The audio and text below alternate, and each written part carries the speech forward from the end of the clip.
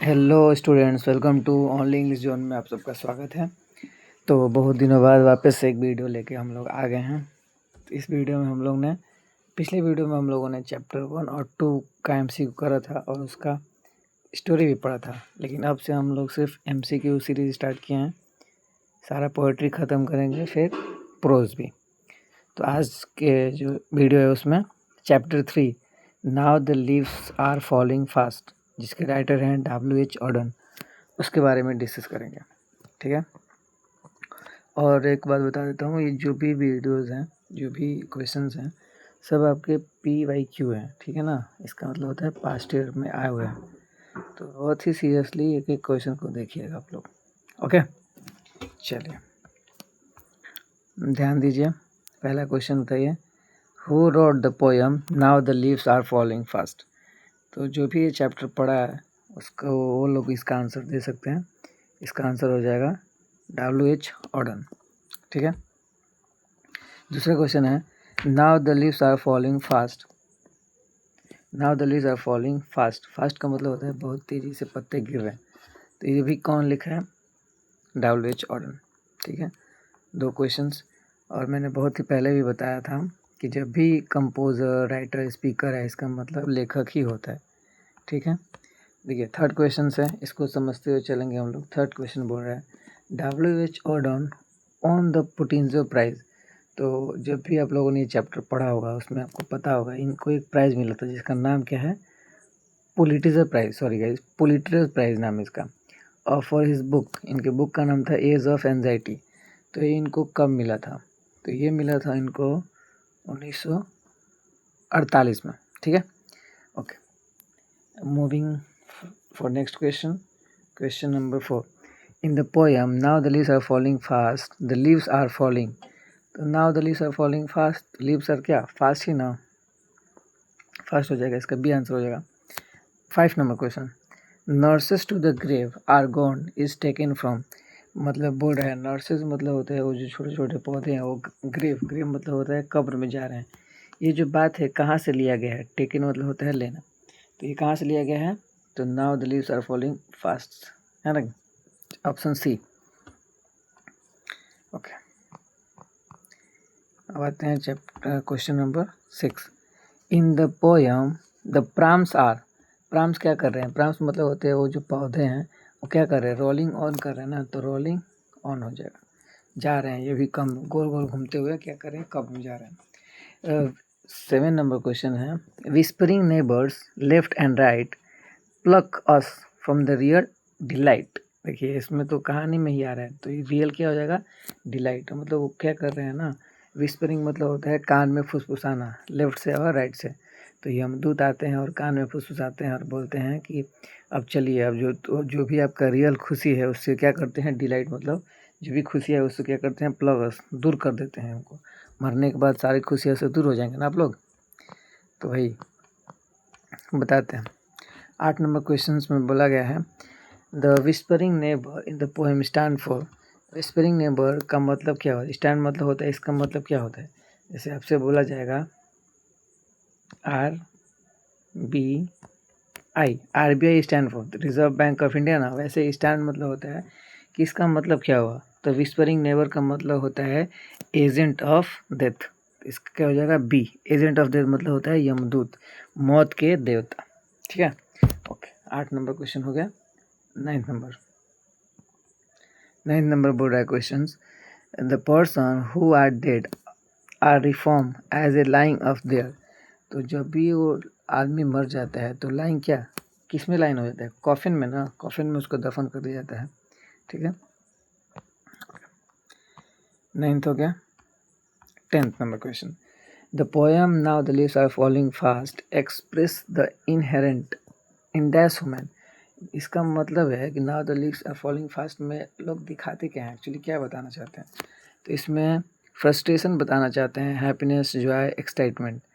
तो now the leaves are falling fast में लोगों के जो भी फ्रस्ट्रेशंस हैं इसको बता रहे हैं, फ्रस्ट्रेशन को बताया जा रहा है। यही होना चाहिए। ठीक है, बी। 11 नंबर क्वेश्चन है, white waterfall could bless the travellers in their last. Last क्या? डिस्ट्रेस लाइफ ए जर्नी, तो जर्नी हो जाएगा ना कि डिस्ट्रेस, तो इसका हो जाएगा लास्ट डिस्ट्रेस। ठीक है, नेक्स्ट क्वेश्चन 12 नंबर क्वेश्चन को हम लोग देख रहे हैं गाइज, देखिए ध्यान से। The word troll in the poem stand for wicked and the naughty creature according to dash mythology. तो यहाँ पे इसका मैंने बताया था आप लोग को, ये आपको याद करना होगा, स्कैंडिनेविया। ठीक है, चैप्टर में है ये बात लिखा हुआ, आप लोग ध्यान दीजिए। कोल्ड इज 13 नंबर क्वेश्चन है, cold is that dash freeze and the active word. तो जब भी यमदूत आते हैं और आपके कान में फुसफुसाएंगे तो आपका क्या हो जाएगा, द कोल्ड इज डेथ। तो जब डेथ आता है तो हमारा बॉडी क्या होता है, कोल्ड होता है और फ्रीज हो जाता है, मतलब रुक जम जाता है और एकदम फ्रीज हो जाता है। ठीक है,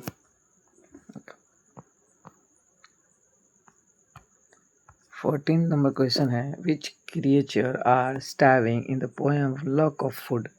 इसमें से कौन सा जो क्रिएचर है जो स्टार्विंग मतलब भूखमरी से बहुत ही ज़्यादा दिक्कत होता है। भूखमरी से सबसे ज़्यादा है ट्रोल्स, भूखमरी से ट्रोल्स भी एनिमल भी हो सकते हैं, लेकिन इसमें ट्रोल्स की बात किया गया था।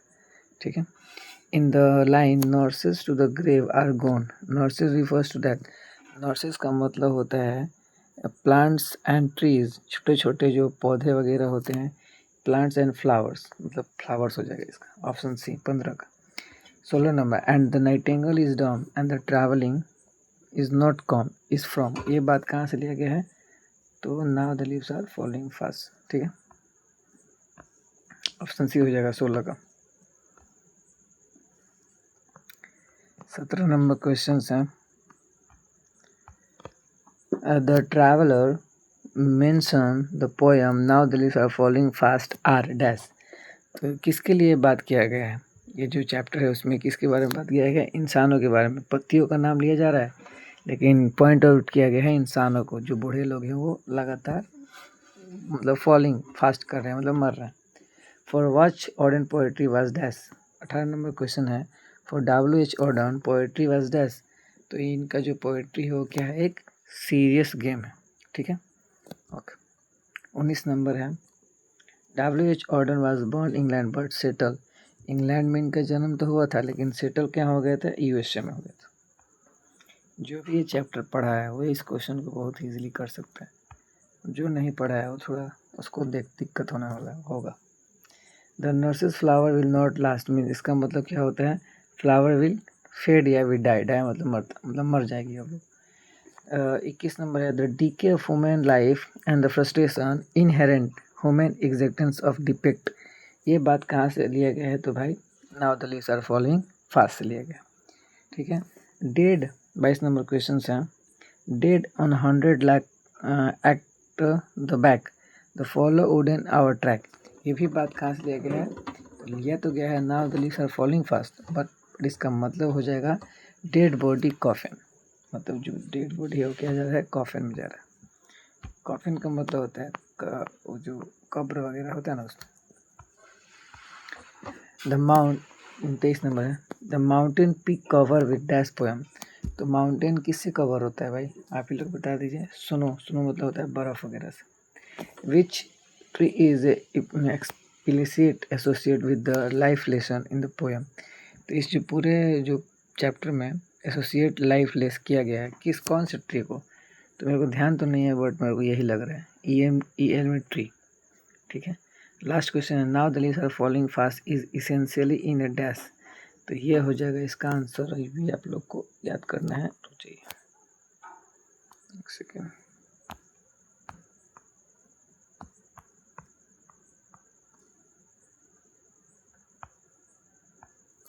इसका आंसर हो जाएगा 25 नंबर। अब यहाँ पे सारे का आंसर आप लोग के पास है, आप लोग एक बार इसको स्क्रीनशॉट ले लीजिए, देख सकते हैं। ठीक है, तो इसी के साथ हम लोगों ने 25 क्वेश्चन 10 मिनट के अंदर कर लिया फटाक से। अगर आप लोग को कुछ ज़्यादा ही स्लो अगर बता रहा हूँ तो आप लोग उसको 1.5 एपिड उसमें फास्ट का स्पीड होता है, फास्ट कर सकते हैं आप लोग। ठीक है, वीडियो को। तो इसी के साथ मिलते हैं नेक्स्ट वीडियो में ऐसे ही एक एक वीडियो टाइम निकालते हुए मैं बनाता रहूँगा। इस अभी टाइम नहीं मिल रहा है मेरे को। ये वीडियो आप लोग देख सकते हो कितने बजे शूट किया हूँ मैं, 11 बज के यहाँ पे 11:18 पे। सो टाइम नहीं मिलता है, बट जैसे ही टाइम मिलता है आप लोग ऐसे ही छोटे छोटे वीडियोस लाता रहूँगा। Thank you guys, thank you.